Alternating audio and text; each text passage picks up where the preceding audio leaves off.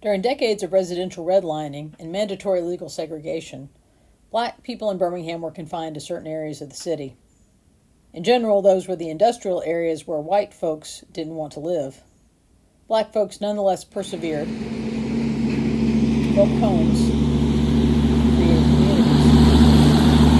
Building wealth through the ownership of housing and property has been one of the great paths to economic security for working class and middle class families across our nation. For residents of the neighborhoods of Harriman Park, Collegeville, and Fairmont, however, past and present industrial contamination has laid waste to property values and sent countless residents to the hospital, to the doctor for constant care for chronic conditions, and to an early grave. Collegeville is home to Bethel Baptist Church, where Reverend Fred Shuttlesworth and others around the area created the civil rights movement in Birmingham.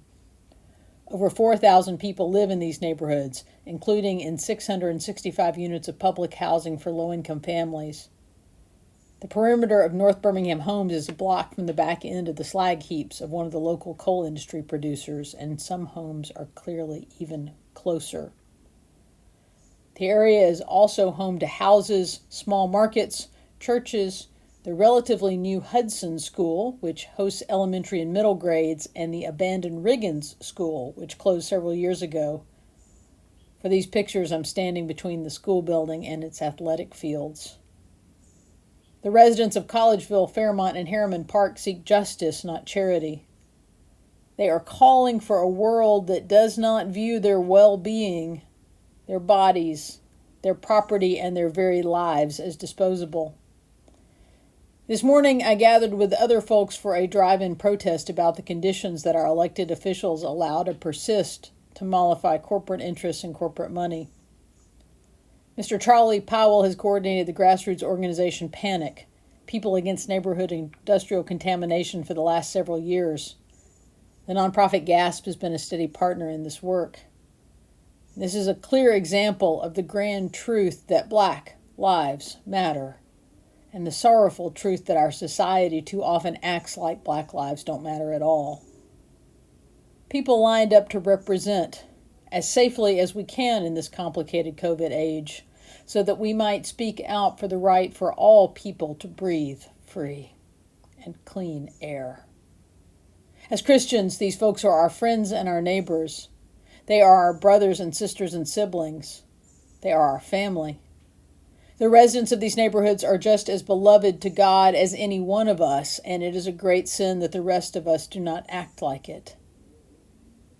I asked Keisha Brown and Charlie Powell from PANIC a couple of quick questions at the end of today's rally. Real quick, why should people care about this? Because it's affecting everybody. Yeah. Not just us, because the pollution travels. They should want to care about it. Yeah. That's your family, it's my family. Yeah. They just don't stay in North Birmingham, Harriman Park, Collegeville, Fairmont.